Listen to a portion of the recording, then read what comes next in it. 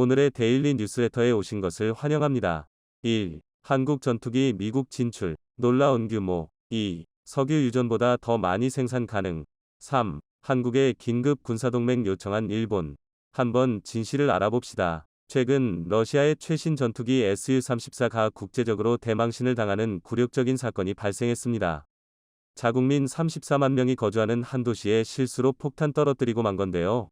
AP에 따르면 우크라이나에서 40km 떨어져 있는 러시아 서부 도시 벨고로드에 지난 20일 밤 러시아 공군 폭격기가 폭탄을 투하해 주민들이 부상을 입는 사고가 발생했습니다. 러시아 주민들에 따르면 폭탄이 터진 뒤 주변 아파트 건물들이 흔들리고 폭탄이 떨어진 도로에는 직경 20m짜리 구멍이 뚫렸습니다. 러시아 당국은 애초에 Su-34에서 폭탄이 투하된 사실을 숨기고 이를 우크라이나의 소행으로 몰아갔지만 결국 오폭이 있었음을 뒤늦게 서인했습니다. 군사 전문가들은 이번에 떨어진 폭탄이 500kg 위력을 가진 강력한 폭탄이었을 가능성이 높다고 봤는데요. 이렇듯 계속된 전투로 인해 러시아 공군기의 비행 횟수가 급격히 증가하면서 Su-34를 비롯한 전투기의 사용에 대한 논란이 일고 있습니다. 추락과 사고 역시 급증하고 있는 것으로 보입니다. 그리고 최근 일본에서는 중국을 견제하기 위해 첨단 기술을 공유하지 않는 미국 대신 영국, 이탈리아와 손을 잡고 6세대 스텔스 전투기를 공동 개발하겠다며 선전포고했는데요. 글로벌 전투항공 프로그램 GCAP로 불리는 이번 개발 계획은 영국과 이탈리아가 추진하던 6세대 전투기 개발 프로그램 템페스트와 일본의 차기 전투기 개발 계획을 합친 겁니다. 외신에 따르면 일본 미쓰비시 중공업, 영국 BAE 시스템스, 이탈리아 레오나르도가 참여했으며 GCAP는 차세대 전투기 개발을 위한 단순 협력이 아닙니다. 중국에 대항하기 위한 일종의 동맹 차원의 공조로 일본에선 벌써부터 21세기판 제로센 개발 계획이라는 말이 나온다고 하지만 실상은 전혀 그렇지 않습니다. 실제로 유수의 군사 전문가들 사이에선 일본은 전투기 만드는 기술도 없는데 헛돈만 쓰는 중이라는 냉정한 평가가 나오고 있다는데요. 이와는 달리 한국산 전투기의 분위기는 러시아와 일본과는 전혀 다른 양상을 보이고 있습니다. 실제로 작년에 폴란드와 4조 원대 잭팟을 터뜨린 한국형 경전투기 FA-50, 이 최근 말레이시아와도 수출 계약을 맺으며 나날이 영역을 확장하고 있는데요. 여기에 더해 한국산 전투기는 최근 340조 원 규모의 초대박을 터뜨리며 그야말로 대세를 입증했다고 하는데 자세히 알아보겠습니다. 전 세계적으로 경전투기 수요가 늘어나는 가운데 FA-50의 뛰어난 성능이 다시금 주목받고 있습니다. 최근 한국항공우주산업 KAI가 미국의 록히드 마틴과 협력해 미국의 군용기 획득 사업에 새롭게 추진하는 것으로 드러나면서 세계 최대 군수 시장인 미국까지 진출할 발판이 마련됐는데요. 앞서 2018년 KAI는 미국 군용기 수출을 위해 협력했다가 무산된 적이 있었는데 한미 정상회담을 계기로 다시금 국내 기술의 전투기 수출에 탄력을 받게 된 겁니다. 실제로 한국은 미 공군 고등훈련기 사업 수주를 위해 록히드 마틴과 함께 T-50A를 제안하며 도전했으나 탈락한 지 5년 만에 새로운 기회를 갖게 됐습니다. 주요 외신에 따르면 KAI와 록히드 마틴은 미 현지에서 열린 한미 비즈니스 라운드 테이블 행사에서 FA-50 전투기의 미국 시장 진출에 대해 구체적인 논의가 있었다고 합니다. 이에 따라 KAI는 미 공군과 해군의 군용기 획득 사업에 미 록히드 마틴사와 협력단, 즉 컨소시엄 형태로 참여할 예정인데요. 미국산을 우선 구매하는 미국 산업보호법에 따라 미 방산업체가 주계약자 자격을 가져야 하기에 록히드 마틴과 협업하는 형태로 진행되는 겁니다. 미국은 앞으로 수년 내에 미 해군의 전술대체항공기와 신규 훈련기 사업, 미 공군 고등 전술훈련기 사업을 본격화할 예정인데 이 사업에 필요한 전투기는 무려 500터부터 700대에 이르는 것으로 추산됩니다. 이에 따라 단순히 계산해보면 FA-50의 미국 수출 규모만 500대로 더 나아가 1300대 규모의 세계 수출까지 성공하면 최대 340조 원이 넘는 엄청난 수주 잭팟이 또다시 터지게 되는 건데요. 실제로 이번에 미국 수출의 벽을 뚫는다면 한국은 5세대 전투기를 쓰는 선진국들을 대상으로 첨단 훈련기를 판매할 길이 거의 자동으로 열리게 되는 셈입니다. 특히나 방산 수출은 기업 간 거래가 아닌 외교적인 신뢰를 기반으로 이뤄지기 때문에 이번 회담에서 한국산 훈련기가 거론된 만큼 FA-50 수출이 탄력을 받을 거란 관측이 지배적인데요. 더구나 해군의 고등훈련기 사업의 경우 현재 운용 중인 T-45 기종 노후화로 후속기 조기 도입의 필요성이 높아지고 있어 FA50과 같은 성능이 보장된 기종을 하루빨리 도입하자는 의견이 많다고 합니다. 이에 따라 일각에서는 이르면 2025년에서 늦어도 2027년 사이에 기종 선정이 이뤄질 것이란 관측입니다. 여기에 더해 2018년 미 공군 고등전술훈련기 수주전에서 KAI를 제치고 선정된 보잉의 T7 레드호크 훈련기가 갖가지 성능 문제로 인해 개발이 기약 없이 밀리면서 더 다급해진 영향도 있을 것 같은데요. 그런데 사실 KAI가 생산하는 FA50은 훈련기뿐 아니라 실제 전투기로도 활용 가치가 높아 미국에서도 두 팔 벌려 환영하는 분위기입니다. 세계적으로 경전투기 수요가 늘어나는 가운데 FA50의 뛰어난 성능과 사후 관리 능력이 널리 인정받고 있는 겁니다. 또 예전에는 기본적인 비행훈련만 훈련기로 실시하고 본격적인 전술과정 훈련이나 전환훈련은 전투기를 통해서 익힐 수 있었지만 고가의 F-35를 훈련을 위해 자주 띄우는 게 부담이기 때문인데요. 이런 이유로 F-35 임무와 기능 중 일부를 첨단 훈련기로 익혀 조종 적응에 걸리는 시간을 최대한 줄여야 하는데 실제로 FA-50의 성능을 개량하면 기본 전투 훈련도 가능합니다. 특히나 FA-50은 작년에 폴란드에 이어 얼마 전 말레이시아까지 대규모 수출을 진행하면서 이미 기술적 신뢰성을 축적한 상태인데요. 여기에 더해 수출형 FA-50 성능은 현지에서 요구하는 조건을 완전히 충족시키면서 무결점 품질 보증에 역점을 두고 만들어지는 걸로도 유명합니다. 실제로 폴란드 공군의 요구도를 반영한 FA-50PL 은 공중급유 기능을 통한 항속거리 증대, AESA, 공대지 공대공 무장 업그레이드를 통해 전반적인 기능을 한 차원 높였으며 경공격, 특수전술 및 전투임무 등 다양한 임무작전이 가능합니다. 명품 훈련기로 불리는 FA-50은 사실 한 시골 마을에서 이런 어마어마한 일을 수백조 원에 달하는 파급 효과를 만들어내는 그 가능성을 창조하고 있는데요. 실제로 경남 사천시에 위치한 KAI 본사에서는 5천여 명의 직원들이 밤낮 없이 구슬땀을 흘리며 하늘기를 개척하는 데 힘쓰고 있는데 T-50 계열을 포함한 전투기들은 모두 이곳에서 생산됩니다. 여기엔 축구장 3개 크기의 고정익동, 즉 전투기 생산시설이 있는데 완성된 항공기는 경납고로 옮겨져 도장을 하고 연료를 최초 공급해 확인한 뒤 엔진 테스트까지 마쳐야 비로소 하늘을 날 수 있습니다. 불과 몇십 년 전만 하더라도 해외에서 들여온 부품을 단순히 조립하던 대한민국은 이제 우리 기술로 전투기를 제작하는 이런 엄청난 일을 첨단 시골 마을에서 만들어내고 있는데요. 그리고 이렇게 우리 기술에 자부심을 가지고 있는 KAI의 의지 또한 남다릅니다. 실제로 강구영 KAI 사장은 세계 최고의 비행기들이 나는 곳이 미국이고 거기서 우리 비행기가 날 수 있다면 KAI 브랜드 가치가 메이저리그로 상승하게 된다. 며 미국 시장에 올인하겠다. 고 강조했습니다. 이렇게 FA-50이 미국에 수출되면 대한민국 방산 역사에 엄청난 기념비적인 성과가 될 것으로 보이는데요. 보통 미국이 다른 국가의 무기를 쉽게 받아들이지 않기에 FA-50을 미국에 수출했다는 그 사실 자체로만 기술과 성능 검증이 이미 끝났다는 이야기가 성립될 수 있기 때문입니다. 그렇게 되면 나아가 KF-21이 수출에도 엄청난 도움이 될 것으로 보이는데요. 실제로 여러 가지 이유로 F-35 전투기를 도입하지 못하는 국가들에게 미국이 대안책으로 KF-21을 제시하면서 공급될 가능성이 높기 때문입니다. 여기에 더해 FA-50을 도입한 국가들 역시 KF-21을 선택할 가능성이 큰데 실제로 이들은 T-50, FA-50의 상호 운용성이나 안정성 측면에서 우수성을 이미 파악했기에 KAI가 제작한 KF-21에 대해서도 기대감이 높은 게 사실입니다. 그리고 미국 역시 5세대급에 육박하는 KF-21 개발에도 주목하고 있는 상황이라고 합니다. 이렇듯 대한민국의 항공산업의 우수성은 이미 입증되고 있으며 머지않아 미국을 비롯해 전 세계 상공을 누비게 될 것으로 보이는데요. FA-50의 미국 수출 성공으로 순조로운 개발 과정을 밟고 있는 KF-21도 대규모 수출로 이어지는 성과가 있길 기대해 보겠습니다. 고유가 시대를 살아가는 우리에게 날로 높아지는 기름값은 가정에 엄청난 부담입니다. 인천에서 한국이 평생 써도 모자랄 석유를 만든다? 그런데 최근 인천에서는 조금 과장해서 한국이 평생 써도 모자랄 석유를 만들어내고 있습니다. 이 석유는 잘 다루기만 하면 한국이 평생 써도 모자랄 양이고 어쩌면 중동 국가들보다 더 많은 석유를 확보할지도 모르는데요. 이 기적같은 상황을 보기 위해 영국 대기업 CEO가 직접 방문 독점 계약 체결. 중국은 이 기름을 사기 위해 정부가 직접 나섰습니다. 주위에서 시청해 주셨으면 좋겠습니다. 지금 주위를 보면 쓰레기 문제나 공기오염으로 지구는 몸살을 앓고 있습니다.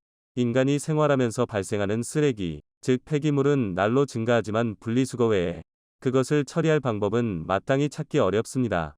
폐기물은 인간의 생활 또는 산업활동 과정에서 발생된 쓸모없어진 물질로서 가정에서는 음식물 쓰레기, 음식 포장용기 및 종이 등이 발생하고 산업체에서는 폐목재, 고철, 폐유, 폐합성수지, 폐비닐 등등이 발생합니다. 환경부에 따르면 인간이 한평생 살면서 배출하는 생활 쓰레기가 무려 55톤에 이른다고 하는데 산업 구조가 고도화될수록 그 폐기물의 종류가 다양해지고 그 양도 기하급수적으로 늘었죠. 그러나 폐기물 중 특히 플라스틱이나 폐비닐은 재활용이 불가능해 환경에 치명적이지만 이들의 사용 비중은 그 편리함으로 인해 매년 증가 추세에 있습니다.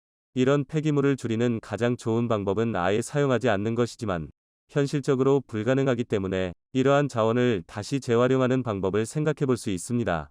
그런데 만약 이러한 폐기물을 처분해 유용한 자원으로 만들어낼 수 있다면 얼마나 환상적일까요? 가령 폐기된 스마트폰에서 금을 추출해낸다든지 전기차 배터리를 폐기해 하얀 황금이라 불리는 리튬을 추출해낸다든지 하는 방식으로 폐기물을 재활용한다면 새로운 리듬을 채굴하기 위해 소요되는 금전적, 환경적 비용이 절약될 겁니다.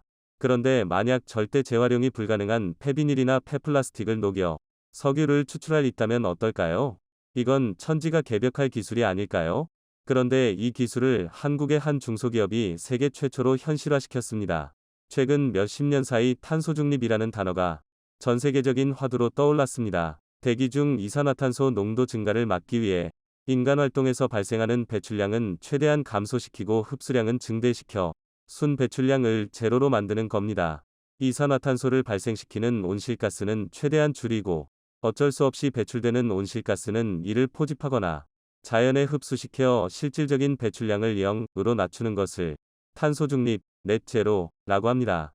이에 각 기업과 국가들은 탄소중립 실천을 위해 이산화탄소 포집, 저장, 활용 기술, CCUS 등 다양한 기술을 발전시켰지만 이제는 탄소중립을 넘어 새로운 자원 확보까지 가능해졌습니다. 영국의 쓰레기 처리 업체로 잘 알려진 사비엔은 런던 증권거래소 에임 마켓에 상장된 에너지오일 기업입니다. 지난 2월 9일 리처드 페리스 회장은 영국에서의 모든 활동을 접고 한국에 귀국해 대뜸 인천을 찾았습니다. 그리고는 한국의 중소기업 주식회사 도시유전으로부터 설비를 도입하기 위해 독점 영업권과 판매권 계약을 체결했죠. 사실 설비 하나를 구입하는데 대기업 회장까지 방문해야 하나 싶지만 도시유전이라는 중소기업의 기술을 사려면 회장급 인사가 오지 않을 수 없었습니다. 세상을 바꿀 기술이니까요. 플라스틱이나 폐비닐과 같이 분해되지 않는 폐기물이 재활용이 완전히 불가능한 것은 아닙니다. 일부는 이 플라스틱이나 폐비닐 중 재활용이 가능한 일부를 세척한 후 이를 녹여 다시 새 제품으로 만들기도 합니다. 그리고 전 세계적으로 석유에서 추출해 만든 이 폐기물을 불에 녹여 다시 원료 또는 유류로 환원하는 유화환원 기술이 연구 중이지만 환경오염물질 배출과 고비용이라는 치명적인 단점을 해결하지 못한 상황입니다. 만약 400도 이상의 열을 통해 플라스틱과 폐비닐을 녹이면 이 열을 가하기 위한 화석연료가 필요하고 이들을 녹이는 과정에서 또 다른 환경오염물질이 발생됩니다. 그러나 도시유전은 이 두 문제를 해결했습니다. 이를 태우는 방식이 아니라 파장을 통해 낮은 온도에서 녹이는 방식을 세계 최초로 개발했기 때문이죠. 도시유전의 정명훈 대표가 개발한 파동에너지를 이용한 폐플라스틱 분해처리 기술은 세계 최초로 열분해 기술이 아닌 파장을 이용해 폐플라스틱을 분해하는 원천 기술입니다. 자체 개발한 세라믹볼에서 발생된 파장으로 플라스틱과 비닐을 분해한 후 다시 원래 모습인 석유로 되돌리는 기술인데요. 플라스틱이나 비닐이 석유에서 추출된 납사 등으로 만들어지는데 이를 다시 석유로 되돌린다는 것은 불가능해 보였지만 정영훈 대표는 이를 분자고리를 끊어내는 기술로 해결했습니다. 간단히 공정을 살펴보자면 우선 폐플라스틱 및 폐비닐 등 원료를 특수용기에 담아 원형 탱크로 투입식입니다. 이 원형 탱크에는 특수 설계된 세라믹 볼로 잔뜩 채워진 설비가 장착되어 있습니다. 이 세라믹 볼이 중요한 도구입니다. 세라믹은 쉽게 말하면 돌인데 우리가 보통 온돌이나 강한 햇빛을 꾀인 자연석에서 발생되는 파동에너지를 원적외선이라고 부릅니다. 그런데 세라믹에 열을 가하면 세라믹 역시 원적외선을 발생시키는데 정영훈 대표는 이 파동을 석유화학 물질의 탄소결합 분자와 동일한 파장을 가진 에너지를 주사하면 플라스틱 분자 간 연결고리를 끊어낼 수 있다고 확신했습니다. 이러한 상상은 전 세계 많은 연구자들이 매달려왔으나 실패했고, 정영훈 대표가 세계 최초로 이 파장의 비밀을 찾아내 다시 석유로 환원시키는 데 성공했습니다. 환경오염 물질을 발생시키지 않아 지구를 지키면서 폐비닐 및 폐플라스틱 등 재활용이 불가능한 진파 폐기물에서 석유를 뽑아냈으니 이보다 더 훌륭한 기술은 찾아볼 수 없죠. 만약 이 기술을 고도화시킨다면 남한의 70배에 이르는 태평양 거대 쓰레기 섬의 플라스틱을 전부 가져와 석유로 환유할 수도 있고, 코로나 시대의 쓰나미처럼 밀려드는 플라스틱을 전부 석유로 되돌릴 수도 있습니다. 이렇게 환원된 석유는 산업화 시설에 재투자할 수 있기 때문에 어쩌면 유전보다 더 확실한 석유 확보 방법이 될 수 있습니다. 설사 그렇지 못하더라도 현재 방치된 쓰레기의 약 30%만 석유로 환원할 수 있다면 그 자체로 친환경입니다. 사실 정영훈 대표가 개발한 세라믹봉에서 방출되는 파장에너지, 원적외선을 이용한 폐플라스틱 환유 환원 기술은 그에게 우연히 제기된 질문에서 비롯됐습니다. 한국의 한 열분의 회사가 생산한 기름이 굳어버리는 왁스와 현성을 세라믹 볼로 해결할 수 있는지를 도시유전에 문의해왔는더, 그의 아버지 정응재 씨는 세라믹 기술을 최초로 개발한 인물입니다. 이 기술의 모태는 선박용 연료 절감 장치인데요. 선박의 연료로 사용되는 중질류, 빈커시유를 세라믹봉에서 발생되는 파장에너지에 노출시키면 순간적으로 경질유로 환원되는 원리입니다. 현재 부산에서 운행되는 많은 선박들이 실제로 이 연료 절감기를 장착해 연료비를 절감하면서 환경보호에 앞장서고 있는데요. 도시유전에서는 이 굳어버린 기름을 세라믹 파장을 이용해 액상화시키는 데 성공했고, 동일한 테스트를 플라스틱에 시도한 결과 석유로 환유하는 데 성공했죠. 이 세라믹 파장을 발생시키기 위해서는 열을 세라믹 봉에 가해야 하는데 전체 공정에서 발생되는 온도가 300도를 넘지 않습니다. 원천적으로 환경유해 물질의 발생을 차단하기 때문에 400도가 넘는 기존의 열분해 방식과는 차원이 다른 기술인데요. 그래서 도시유전의 설비가 가동되는 공장에는 굴뚝 등 배출 설비가 없는 것이 특징입니다. 그런데 이런 의심이 들 수 있습니다. 과연 인천의 수도권 매립지 한 건에서 추출된 석유를 실제 연료로 사용할 수 있느냐 말이죠. 지난 2021년 4월 이와 관련한 중요한 실험이 진행됐습니다. 한국중부발전과 글로벌 석유화학기업 INFINUM은 도시유전에서 생산된 기름을 직접 수령해서 자체 품질 테스트를 진행했는데 결과가 놀라웠습니다. 인피니엄은 도시유전이 생산한 중질유는 해상 선박용 기름으로 쓰기에 완벽하고 2차 최종 정제유는 등유 수준의 품질을 가졌다는 결과를 보고했습니다. 한국중부발전은 보일러 가동을 위해 해당 연료를 테스트한 결과 도시유전이 추출한 기름은 산업용뿐 아니라 선박용으로 쓰기에 적합하다고 직접 밝히기도 했는데요. 세계 최초로 이러한 기술을 상용화시킨 덕분에 전 세계의 모든 시선이 도시유전에 쏟아졌습니다. 우선 독점 영업권을 산 영국의 세이비에는 이 설비를 도입하기 위해 이미 영국, 캐나다, 아일랜드에 부지를 확보해뒀는데, 이 부지에 도시유전 설비를 설치하고 이를 기반으로 영국을 포함 유럽 전역에 이를 도입할 계획입니다. 최초 24톤 설비를 시작으로 96톤까지 이를 늘려갈 계획이라고 하죠. 이날 자리에 참석한 영국의 아단 폭스 박사는 한 행사에서 도시유전의 기술을 접한 후 상당히 충격을 받았다고 알려졌습니다. 이 사실을 영국으로 돌아간 후 적극적으로 알리기 시작했고, 영국 캠브리지대 멜빌 연구소는 1억 6천만 원의 연구자금을 지원해 학교 내 공동연구소를 설립하기도 했습니다. 박사는 이 도시유전 기술은 이제 실증이 아니라 사업화로 추진할 단계에 이르렀다고 판단해 직접 세이비엔 회장을 데리고 방한했습니다. 뿐만 아니라 스위스에 본사를 두고 미국에서 환경사업을 진행 중인 IQ 인터내이션 에이지와 합작으로 미국 시장도 진출할 계획을 모색 중이고, 도시유전 설비로 최종 처리 후 남은 고용연료의 활용 가능성도 확보했습니다. 친환경 소재 개발 기업은 OCI가 이 고용연료를 가져가 분석한 후 또 다른 친환경 소재로 사용될 수 있는지를 치밀하게 연구 중입니다. 그러나 뭐니뭐니 해도 중국의 적극성이 남다릅니다. 중국 국무원 산하 중국통용기계공정유한공사는 중국 내에서 어마어마하게 쏟아져 나오는 폐비닐과 폐플라스틱 문제를 해결하기 위해 협력 약정을 체결하기도 했습니다. 정영훈 대표의 인천 서구 수도권 매립지 공장에서는 매일 6톤의 폐플라스틱을 석유로 환원하고 있습니다. 이를 통해 매일 2,400만 5,400리터를 추출해내고 있죠. 생산량이 2배 가까이 차이 나는 것은 플라스틱 상태에 따라 수율이 다르기 때문입니다. 최소 40%에서 최대 90%까지 차이가 나니까요. 그가 개발한 플라스틱 및 폐비닐을 활용한 석유화원 기술은 한국의 입장에서는 환경을 보호하는 유일한 방법이자 획기적인 석유 확보 방법입니다. 그동안 한국은 석유를 중동에 의존해왔고 세계적인 경제 흐름에 영향을 받아 휘둘려왔습니다. 지금 우리가 겪는 고유가 시대가 딱 그러한 상황이죠. 그러나 만약 이 기술을 고도화시키고 발전시켜 더 완성시킨다면 평생 써도 모자라지 않을 석유를 확보할 수 있지 않을까요?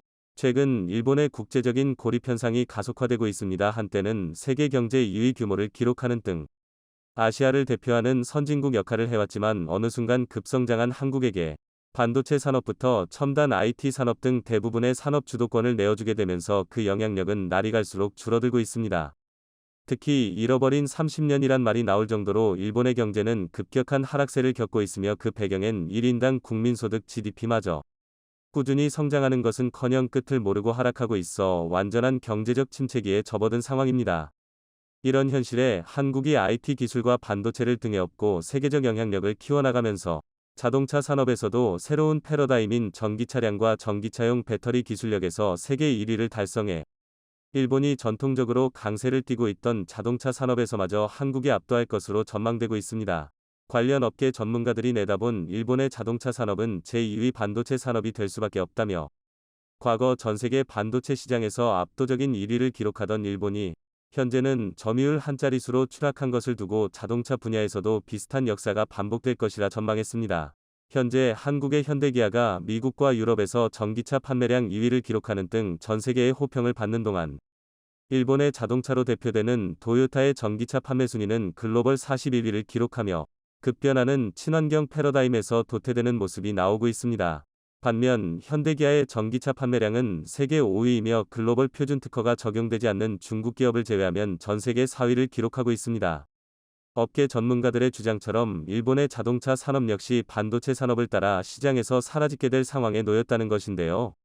이렇게 한국 기업이 다방면에서 일본의 산업을 추월하고 국제적인 영향력을 키워나가자 자신의 영향력이 줄어들 것을 우려한 일본은 본격적으로 한국과 한국 기업들을 견제하고 있습니다.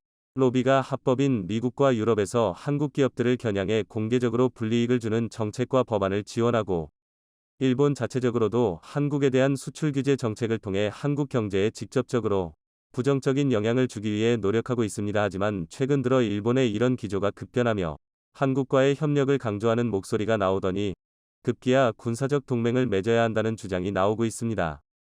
그 배경엔 중국과 러시아의 일본 영해와 영공 침범이 잦아진 데 반해 이들에 대항할 군사적 정보를 얻기가 어려운 상황이 되었기 때문이라고 보여지며 이 밖에도 일본이 미국의 F-16을 본따 제작한 전투기인 F-2와는 다르게 한국은 자체 연구 개발한 스텔스 전투기를 제작해 시연 비행에 성공하고 실전 배치까지 앞두게 되자 일본에서는 더 이상 한국에 대한 견제나 자극을 주는 것보단 동북아시아 파트너 국가로 인정하고 적극적인 협력을 통해 일본의 경제와 안보 두 마리 토끼를 잡아야 한다는 주장이 나오고 있습니다. 관련 소식을 동북아 국제정세와 함께 자세히 알아보겠습니다. 최근 중국과 러시아의 일본 주변에서 군사행동이 심상치 않은 상황입니다. 일본 경제신문은 자국 방위성의 발표를 인용해 일본의 영공과 영해 인근에서 중국과 러시아의 군사적 활동을 통계낸 결과 최근 4개월 동안 대략 100회에 가까운 침범이 있었다고 보도했습니다. 이전엔 평균 20회 내지 30회에 가까운 침범이 있었지만 최근 러시아 우크라이나 사태 이후 중국과 러시아가 급속도로 가까워지면서 일본 인근에서 군사적 활동이 대폭 증가했으며 동원되는 군사장비와 규모도 커졌습니다. 6월 7일 러시아 공군의 전투기가 홋카이도 방향에서 감지되자 일본은 항공자위대 소속 전투기를 긴급 출격시켰으며 비슷한 시기엔 중국과 러시아의 해군 함대가 일본 열도를 줄지어 지나치며 위협을 가하기도 했습니다. 일본 방위성은 중국과 러시아 해군의 최종적인 경로는 달랐지만 일본 방위성은 중국과 러시아 해군의 최종적인 경로는 달랐지만 양국의 합동 군사행동을 통해 일본에게 무력 경고를 하고 있다고 밝혔습니다. 이에 일본에서도 불안감이 증폭되고 있습니다. 일본의 군대는 해외로 나가지도 못하는데 중국과 러시아에 의해 자국 영토는 빈번하게 침범당한다며 전투기 긴급 발진 같은 중요한 내용이 뉴스 속보로 나오는 경우가 많아지는 등 일본 시민들이 체감하는 불안감이 증폭되는 것은 물론 주식시장에도 안 좋은 영향을 주고 있다는 뜻입니다. 일본은 중국과 러시아의 군사적 움직임을 미리 포착하고 대응하기 위한 체계와 시스템을 마련하려는 시도를 하고 있지만 중국과 러시아군의 움직임을 완전히 포착하기란 현실적으로 무리가 있다는 판단을 하고 있습니다.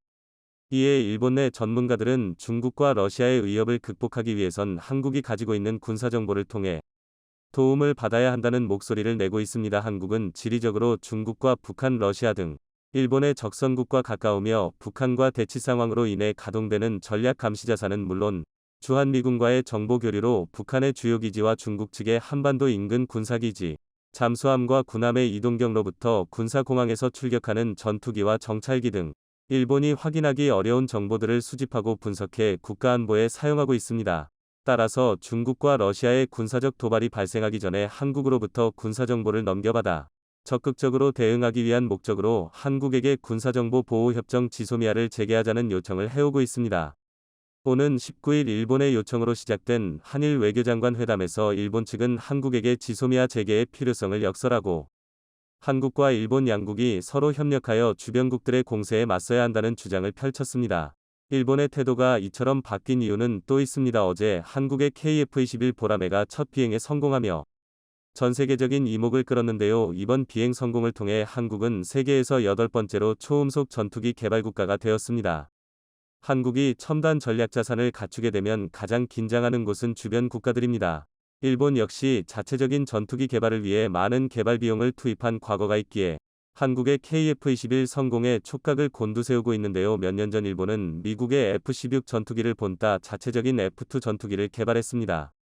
하지만 천문학적인 개발 비용과 한정된 생산 물량으로 전투기 한 대당 가격은 세계 최강 스텔스 전투기인 F-22 랩터와 비슷해지는 황당한 일이 있었는데요. F-16 수준의 4세대 전투기임에도 불구하고 5세대 전투기의 비용이 드는 황당한 사업이었습니다. 일본의 예산심의위원회에서 심의한 결과 도입 당시 가격과 환율을 생각해보면 훨씬 더 성능 좋은 미국산 전투기를 더 살 수도 있었다는 계산이 나와 자체 전투기 사업에 실효성이 없다고 판단 내렸을 정도입니다. 하지만 한국은 일본과는 다르게 4.5세대 스텔스 성능을 갖춘 최첨단 전투기를 일본보다 훨씬 저렴한 개발 비용을 들여 만들었다는 것입니다. 이에 일본에서도 한국에 지지 않겠다며 5세대 전투기를 만들기 위해 자신만만한 계획을 밝혔지만 공동으로 연구개발하기로 한 영국의 참여가 예상과는 다르게 불투명해지면서 일본의 6세대 전투기 개발 사업은 좌초될 위기에 놓였습니다. 반면 한국은 반도체 산업과 자동차 산업 등 최첨단 기술력이 필요한 산업에서 두각을 나타내더니 이제는 초음속 스텔스 전투기까지 개발해 주변국에게 큰 긴장감을 안겨주고 있는 상황입니다. 이렇게 대한민국이 무시할 수 없는 수준으로 성장하자 일본에서는 그동안 한국의 발전을 방해하고 견제하던 태도에서 벗어나 한국을 동북아시아의 최고 협력국이자 파트너 국가로 격상시키고 군사 경제적 교류를 강화하는 쪽으로 정책 방향을 급선회 하려는 움직임을 보이고 있습니다. 여기에 더 나아가 단순한 협력 관계 그 이상의 동맹국으로 발전시키자는 비전을 제시하는 등 한국으로서는 일본의 급변한 태도가 상당히 어색하게 다가오고 있습니다. 더 이상 한국을 무시하고 견제하다간 일본이라는 국가의 존재 자체가 불투명해질 수 있기 때문입니다. 한국의 지정학적 위치와 첨단 기술력을 이용해 일본에게 가장 큰 위험 요소로 작용하는 중국과 러시아를 견제할 수 있다는 분석이 나오고 있지만 한국은 일본의 적극적인 구애작전에 신중을 기하는 태도를 보이고 있습니다. 일본의 기회주의적인 행동에 당한 적이 한두 번이 아니기 때문입니다. 2019년 당시 한국에 대한 반도체 소재 수출 규제 조치를 실시한 일본은 한국이 일본의 적선국인 중국과 러시아에게 군사적 목적으로 사용될 수 있는 반도체 소재를 수출한다는 논리를 펼치며 한국으로의 수출을 막았습니다. 물론 시간이 조금 걸리기는 했지만 결과적으로 봤을 때 한국의 소재 장비 산업을 키워주게 되고 일본에게만 안 좋은 영향을 줬다는 점은 분명하지만 수출 규제 초기 당시 우리 기업들은 공급망을 확보하지 못해 상당한 혼란을 겪은 것도 사실입니다. 그런데 이제 와서 한국은 일본과의 군사협력은 물론 경제적 협력까지 할 수 있는 국가라고 치켜세우며 한국에 대한 다방면의 협력을 주문하고 있는 상황이 쉽게 납득하기 어렵게 다가오고 있습니다. 한국은 러시아와의 긍정적인 관계도 있으며 중국으로부터는 막대한 무역 흑자를 내고 있는 등 굳이 나서서 갈등 상황에 끼어들 필요가 없습니다. 지금처럼 중립을 유지하면서 국익을 도모하는 게 최선이지만 일본이 한국을 끌어들이려는 이유가 있습니다. 중국 러시아와의 갈등 상황에 한국이 포함된다면 유사시 일본 본토를 타격하기 전에 지리적으로 가까운 한국이 우선 타격 대상이 된다는 계산이 기저에 깔려 있습니다. 즉 한국이 최전방에서 방패막이 역할을 하는 동안 일본은 반격할 수 있는 기회를 도모한다는 전략적인 계산이 있습니다. 게다가 일본의 기업들 중 74%가 아베노믹스의 영향을 받은 엔저 효과 때문에 큰 어려움을 겪고 있다고 응답했습니다. 과거엔 화폐 가치가 하락하면 수출 경쟁력이 생기기에 엔저 효과는 긍정적인 것으로 인식됐지만 요즘 상황은 전혀 다릅니다. 원자재 가격이 급등한 상태에서 수입 가격이 크게 증가했고, 최종적인 완제품을 만드는 과정에서 비용이 상승해 물가 상승으로 이어지고 있기 때문이라고 합니다. 하지만 불황형 엔저로 인해 일본의 물가는 올라도 월급은 오르지 않는 기이한 현상이 나타나는 등 일본의 경제는 올해도 어려울 전망입니다. 최근 일본은 한국에게 많은 당근을 쥐어주며 자기 편으로 끌어들이려 노력 중이지만 세상에 공짜는 없기에 끝까지 경계해야 할 것입니다. 이번 소식에 시청자 여러분들은 어떻게 생각하시나요?